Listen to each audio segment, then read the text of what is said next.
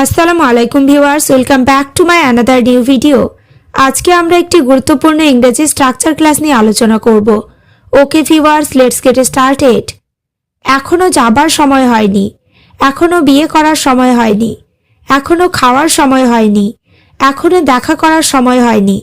আমরা দৈনন্দিন জীবনে এই ধরনের বাক্যগুলি ব্যবহার করে থাকি।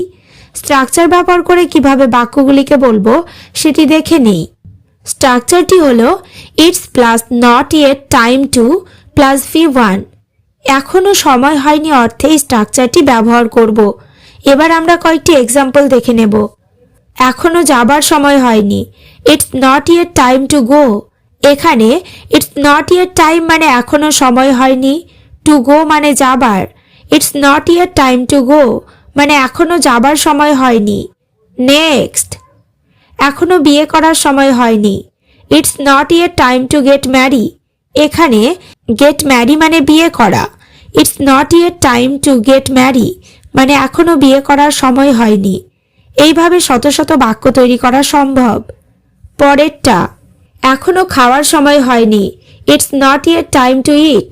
এখানে ইটস নট ইয়েট টাইম মানে এখনো সময় হয়নি, টু ইট মানে খাওয়ার। It's not yet time to eat মানে এখনো খাওয়ার সময় হয়নি। নেক্সট, এখনো পৌঁছানোর সময় হয়নি, it's not yet time to reach. এখানে রিচ মানে পৌঁছানো, verb. It's not yet time to reach এখনো পৌঁছানোর সময় হয়নি। এবার তোমরা স্ট্রাকচার ক্লাসটি ভালোভাবে বুঝতে পেরেছো। তাহলে এখনো ঘুমানোর সময় হয়নি, এখনো বাড়ি ফেরার সময় হয়নি। বাক্যগুলি ইংরেজিতে কি হবে কমেন্ট করে জানিও। ওকে ভিউয়ার্স, আজ এই পর্যন্ত। চ্যানেলটিতে নতুন হলে চ্যানেলটি সাবস্ক্রাইব করো, লাইক শেয়ার কমেন্ট করতে ভুলো না।